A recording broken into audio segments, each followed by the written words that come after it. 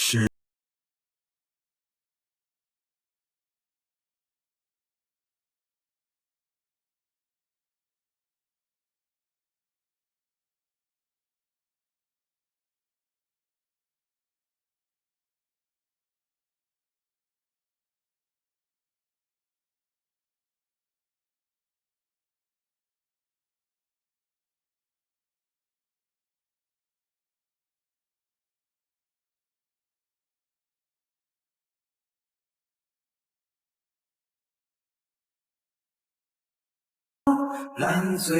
日升月落，春去秋来，眨眼间便是5年光景已过。这几年，谢之让越来越困觉了，醒着时倒还好，一旦睡着，便轻易醒不过来。若不然你再睡会儿吧，等会儿我一个人去接他们便好。没事，答应你要一起去的。夫君，真没事，已经醒了。那你要是不舒服了，就和我说，咱们先回来。好。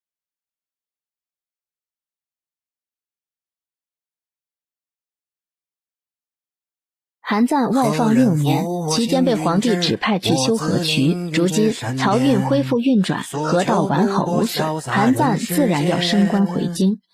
丁香姐姐，韩大人，阿蜜妹妹，康年拜见谢家姨母、谢家姨父。年哥儿，快快请起。当年走的时候，我记得你才长到我腰间呢，如今都这般高了，想必日后也是挺拔俊俏的小郎君。姨母好看，姨父好看。不怪孩子说他一个男人长得好看呢。多年前他还在京城时，这人通身嚣张气焰，堪堪遮掩俊美面庞。如今谢之让眉眼间多了几分宽和，周身气势温顺不少，便叫人一眼看见他这张过分精致的脸。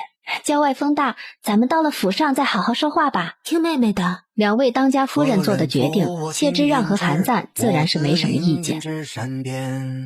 所求不过潇洒人世间。陛下身子可还好？一般吧。去岁皇帝罢朝一日，这是皇帝登基以来绝无仅有的一次。有传闻说是皇帝吃了丹药，久睡不醒。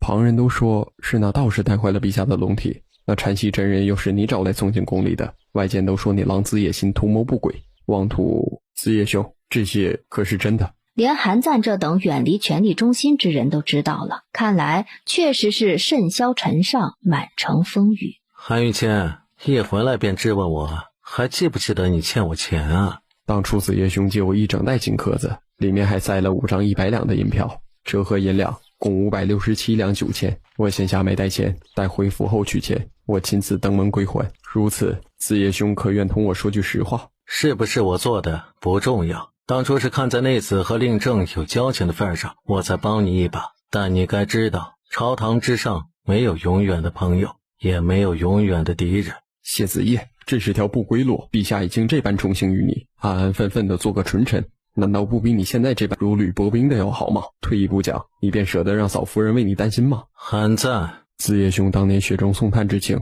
我牢记心中。若有一日你改变了主意，尽管来找我，我一定帮你。找他干什么？找他教自己怎么当一个愚忠的蠢臣吗？子夜兄何时信佛了？图个心安罢了。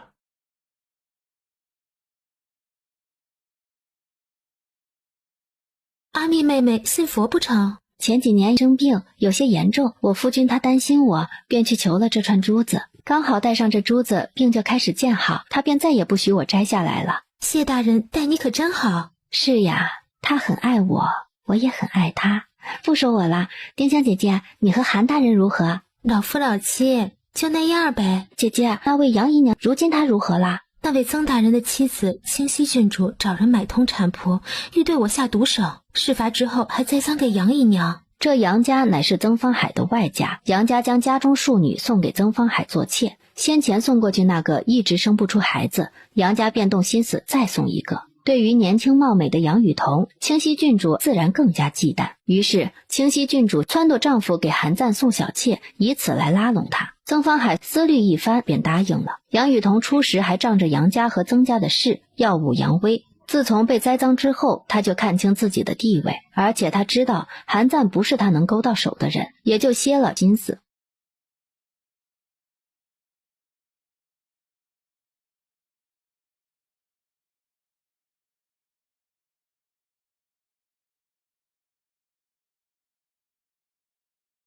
谢冉是谢之言和王仪真的女儿，如今刚刚2岁。江蜜看看坐在谢之让身上的谢冉，忽而想起谢婉小时候。那时的谢之让锋芒太甚，对着谢淼和谢婉兄妹2人，即便心中有疼爱之情，那张嘴巴却是厉害得很。可现在的他温和不少，待谢冉也是疼宠。谢婉莫不是因此事而心里不高兴了？阿婉，你在想什么？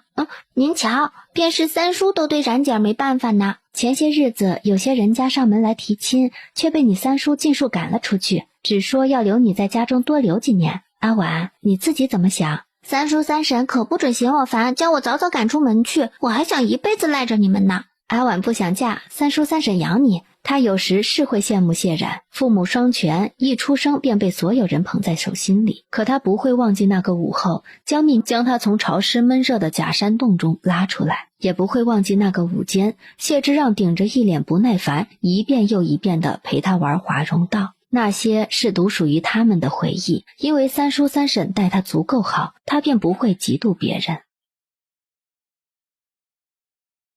次日下了朝，皇帝召谢之让去乾清宫，端视没眼看。子夜来了。陛下这般高兴，可是有什么喜事？朕自然是有天大的喜事要同你说，朕又要做父亲了。恭喜陛下，贺喜陛下！陛下身强体壮，乃江山社稷之福。这还是要多亏你呀！若非你替朕寻到了禅溪真人，朕恐怕不会如现在这般精力旺盛，更不会在知天命的年纪还能当了父亲。子夜啊，朕要好好的嘉奖你。都是微臣的本分，不敢向陛下讨赏。怎的，还和朕生疏了不成？难道你也要和那些人一样忤逆朕吗？微臣不敢。臣有何事直说便是。陛下，微臣有幸得您信任疼宠，帮您处理政事，但近来朝堂之上有不少大臣对微臣口诛笔伐，斥责臣僭越擅权，微臣实在是不敢在此时惹人眼。岂有此理！陛下，妾身害怕。不怕不怕，朕准你的，你便去做，不必理会那些老东西。倘若他们再敢知会，你便成全了他们这番想要名垂千古的心。陛下，他们都是对社稷有功之臣，不可滥杀。你何时这般心慈手软了？杀了他们，微臣自然行事方便，但此举恐会令朝臣议论纷纷。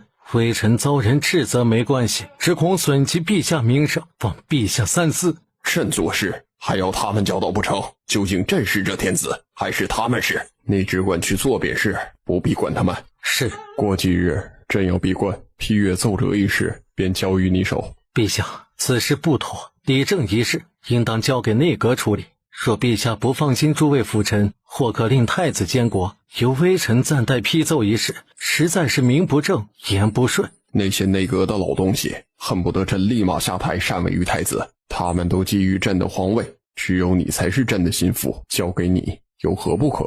此事就这么定了。是，微臣定不辜负陛下信任。你今年都28了，还不准备要孩子吗？虽说谢家是有45子方可纳妾的家规，但你不是渔夫之人，可有纳妾的打算？若有的话，皇宫之中朕任你挑选。微臣谢过陛下美意，但臣尚且没有纳妾的打算。当初怎么就给你挑了个不能生的呢？陛下，这个时辰皇子们正在练功，前段时日微臣太忙，疏于教导一事，今日得空便正好去看看。去吧去吧。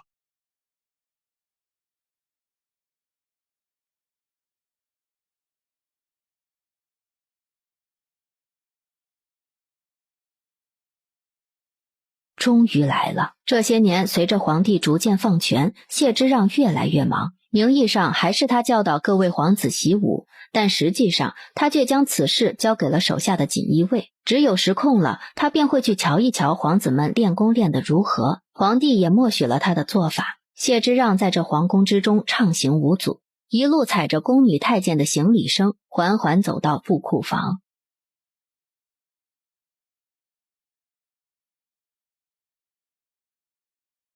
姨父，惯会偷懒。我这是对姨父以礼相待，怎能说是我偷懒呢？谢先生。七皇子已经弱冠，本来是不跟这群小的一起学习了，但他前段时间被太子摆了一道，遭皇帝训斥，便重新跟着小皇子们沉淀沉淀。太子近来春风得意，这也是避其锋芒的意思。回去你让贵妃看着点，别让人把孟昭仪的孩子伤了，我要横生事端。这皇宫宫禁对如今的谢之让而言已是形同虚设，但他几乎不会只身往后宫里去，更不会和贵妃单独相处。一是怕惹人怀疑，二也是怕江密在意，毕竟贵妃还挺年轻的。至于那位孟昭仪，便是谢之让给皇帝找的。随着皇帝年岁渐长，于房事上经常心有余而力不足，禅溪真人给了他一张药方，皇帝便和他学习如何炼丹。服下自己炼出来的丹药后，他觉得精力旺盛，雄风大振。每每想起自己能夜遇庶女，皇帝便觉得自己掌握了长生之道。但能让孟昭仪怀孕，却是出乎所有人的意料。他在后宫之中到底根基尚浅，倘若叫有心之人下了药，留了胎，在这个节骨眼上又是一个大麻烦。我知道了，先生。韩赞曾经给你讲过课，你可以试着拉拢拉拢他。他虽有些固执，为人却清正，端看修和一事，便知他是有才之人。你需要这样的人辅佐你。我记得先生，您同韩大人是朋友，怎的？我和他是两路人，互相看不顺眼的。先生若是不待见他，为何还要将他纳入麾下？此时正是齐心协力的时候，起争执总归是不好。以后坐那个位置的人是你，不是我。万事万物有黑便有白，只靠阴谋诡计是走不长远的。殿下终究还是要靠他们才能稳固江山。至于黑白之间的矛盾，便该由殿下你自己来调和。当你还是个孩子不成，这点事情也要我替你办。我知道了，先生，多谢先生教诲。七皇子愣愣看着谢之让，有些心酸。谢之让横他一眼，再不理他，扭头却见11皇子走着走着便要蹦跶一下，更加看不过眼。你腿有毛病啊？太久没见到姨父，我高兴嘛。这个年纪的哥狗都嫌，更别提谢之让了。姨父，我想姨娘和安婉姐姐了。我还听说您家多了个小妹妹，您能不能和父皇说，让我去您家玩几天呀？不能，自己去。自己去就自己去，去了我就和姨姨说你欺负我。哼！你最好是一天到晚守在你姨姨跟前，不然我非得把你打得你爹都不认识你。今日是每月接见各位管事，听他们汇报各自情况的日子。少夫人，您莫不是吃错东西伤着肠胃了？若不然咱们请府医来看看吧。回吧，你去请管事们稍等。哎，少夫人。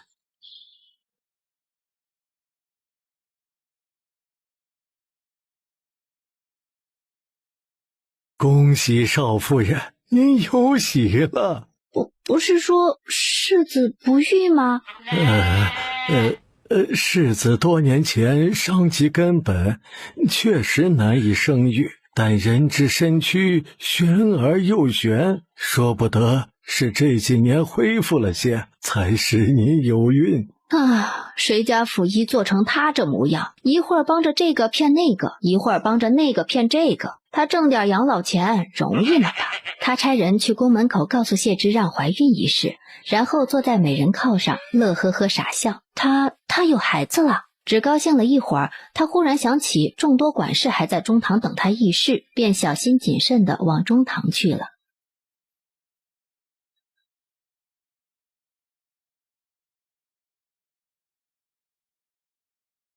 大人，少夫人有身孕了。魏明还正奇怪谢之让怎么这么冷静呢，忽而就见他脚下一空，从马车上摔下来，直接摔了个仰倒。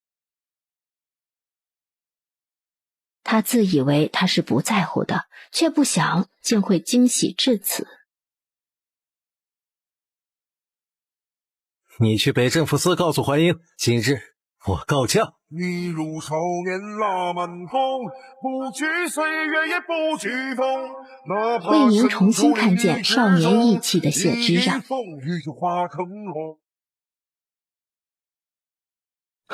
阿敏，你怎么不好好歇着？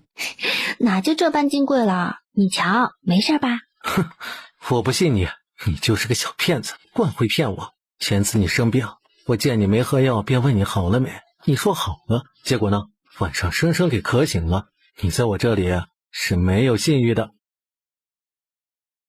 谢之让见他这快要睡过去的模样，心头软得一塌糊涂。睡吧，乖乖。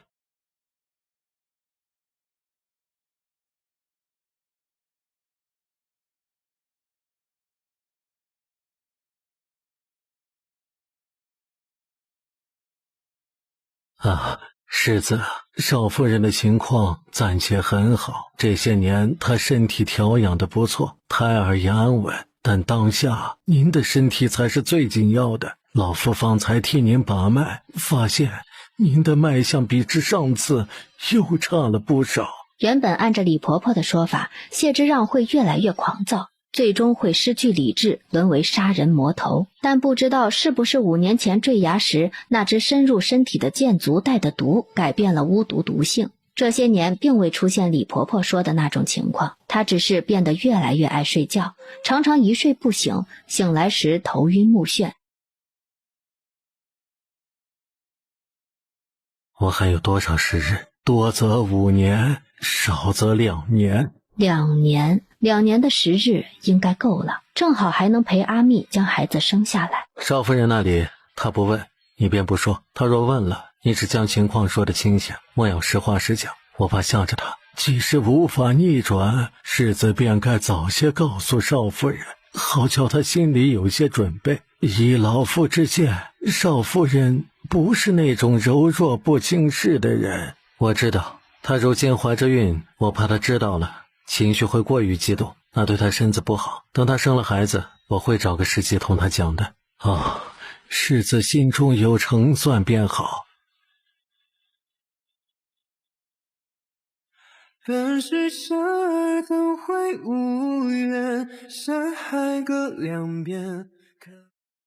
江蜜有孕一事，谢之让只告诉了宁安侯、侯夫人和老夫人3人。老夫人喜得直念阿弥陀佛，宁安侯也是难得笑得见牙不见眼，侯夫人更是恨不得锣鼓喧天。若非是怕惊着孩子，她恨不能让人在府外摆流水席，摆他个7天7夜。江蜜怀着的那就是个金疙瘩，但江蜜尚未坐稳3个月，他们怕大肆声张会伤到母子2人，便也只敢在自己屋里畅快畅快。谢之让担心江蜜怀了身孕之后对府上之事力不从心，便拜托侯夫人出来看顾一二。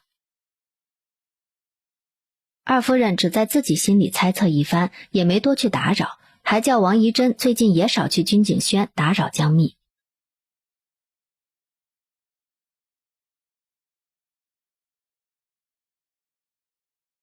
三夫人却是坐不住了，3天2头的上蹿下跳，很是烦人。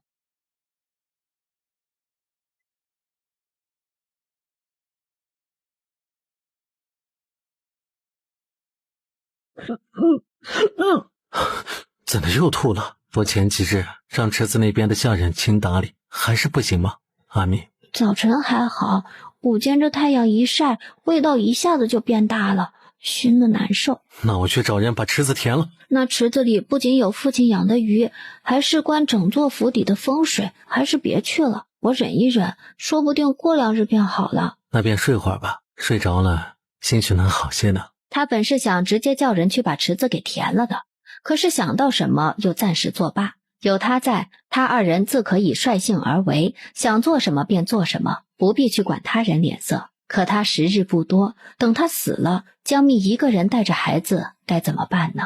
他将这府上的人都得罪干净了，自己死了倒是一了百了，受苦受难的却全是江蜜，他该收敛些的。等少夫人醒了，去叫府医过来瞧瞧，以后少夫人有个什么情况，无论她怎么说，无论我在哪，都差人去知会我一声。知道了，世子。去找几个名气大的风水师傅来。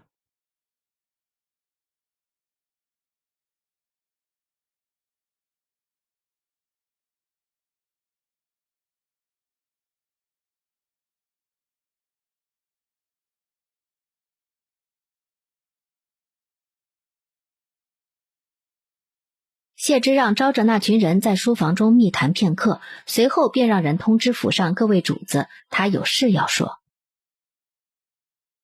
我决定把小花园那个池子填了。这府邸是老祖宗代人建造的，祖宗传下来的东西，怎能容许你说改就改？而且那池子可是全家的风水眼，保佑咱们谢家富贵了多少年。我已寻了风水师傅在府中查看，他们说填了水塘之后，只要改变一下府内的假山位置，便与宅子的风水不会有碍。便是无碍，那也太兴师动众了些，怎么就非要把那水池给填了？我嫌臭。谢之让在这府邸生活了近30年，都没嫌这水池臭，怎的今年就突然嫌弃它的味道起来？怕是因为江蜜怀了身孕，觉得那气味恶心吧？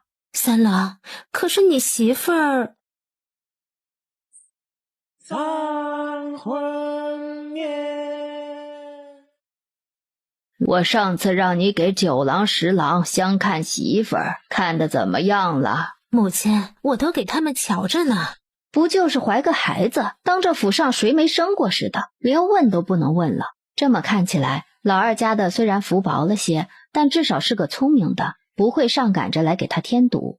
我知你不待见9郎，这事儿毕竟是老三的过错，我本不欲说你什么，可你自己瞧瞧，你做的都是什么事儿？给10郎安排的一个接着一个，不是出身高门显户，就是才情兼备。给9郎的统共就3个，你是生怕别人不知道他不是你亲生的不成？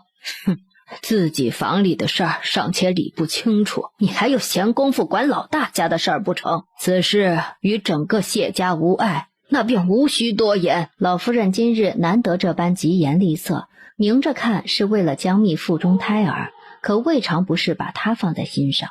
她真心待老夫人，老夫人也将她当作自己疼爱的晚辈。阿蜜这些年的苦心经营也不算白费，日后她死了，也能多个人护着阿蜜。一阵风抖落在水月中。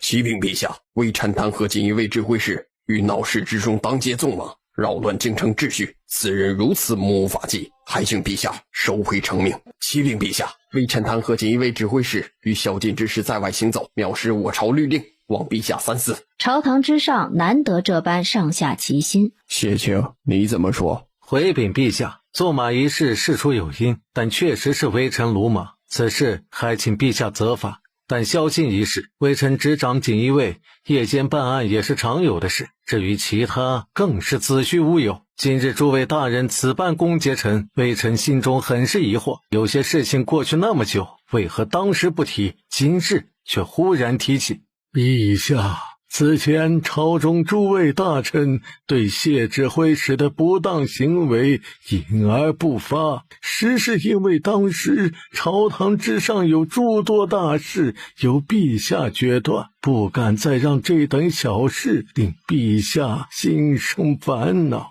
但陛下此刻指明让谢指挥使暂代批奏一事，便不得不将这些事情告知陛下，以小见大。可知谢指挥使并不是合适人选，太子乃国之储君，由太子监国，实乃名正言顺，还请陛下三思。退朝。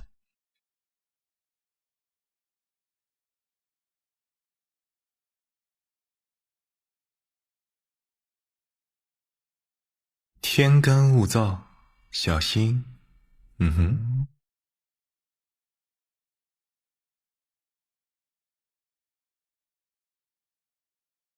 那这件事该如何处理啊？能怎么办啊？耍无赖呗。他躲着闭关去了，就将这烂摊子甩给我，左右是吵不到他头上去的。啊，不会吧？一国之君不能这么无赖吧？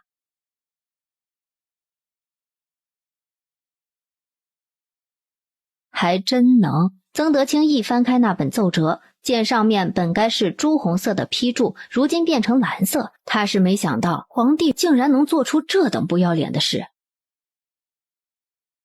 太子一派自然不甘心就这么把权力放给谢之让，于朝事上对他多有阻碍。但谢之让浑不在意，拒不上朝，那便罚俸扣薪，再撸掉几顶官位低些的乌纱帽，双方就这般对峙几天。很快那些官位小的便熬不住了，都是寒窗10年苦读考上来的，谁也不想就这样沦为牺牲品。那几个位高权重的倒是想熬，谢之让直接将送到他们那里去的奏章全部按下，没过几天他们便熬不住了。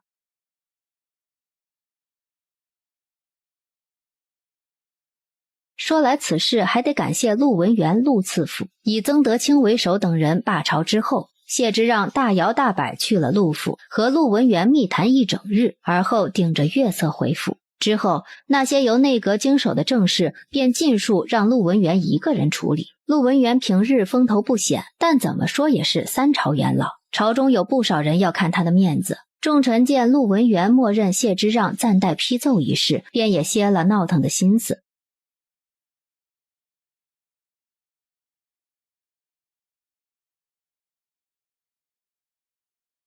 曾德清怕陆文元会借机夺了他的地位，没撑几日便也回来上朝。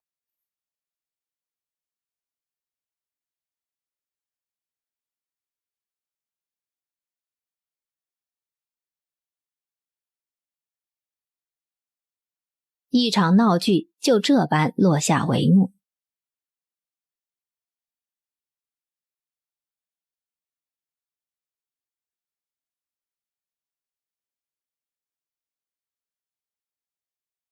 江蜜最近吐得更加厉害了，没过几日，江蜜消瘦得厉害，看起来格外虚弱。谢之让心疼，皇宫也不去了，叫人把奏折搬到家里来处理，整日寸步不离地跟在江蜜身边。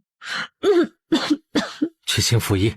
算了吧，府医早就来看过，只说这是妇人怀孕都有的反应，江蜜严重些。阿蜜，不生了，我们不要这个孩子了，好不好？不行，阿让，这是我和你的孩子，是我们好不容易才有的孩子。我想看看咱们俩的孩子到底是像你多一点，还是像我多一点。我想看看和咱们俩都很像的小孩一点点长大成人，你要和我一起的，好不好呀，夫君？可是你太受罪了。那你亲亲我，这样我就不难受了。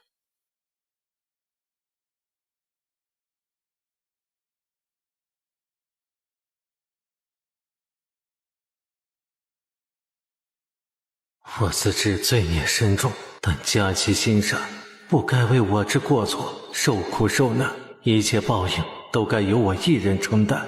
我心虔诚，最图愿若阿鼻地狱偿还罪孽，只求佛祖保佑我妻怀孕生产皆顺利。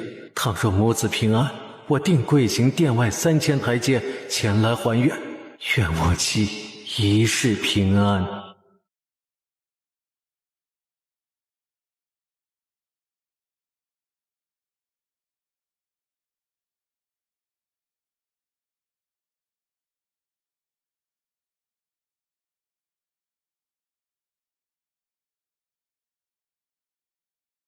我生于天地间，本是长生不老仙。我坐看云起时，一步来到这人间。我小酌一壶酒，看那俗世喜与忧，自在潇洒红尘悠悠在我心中流。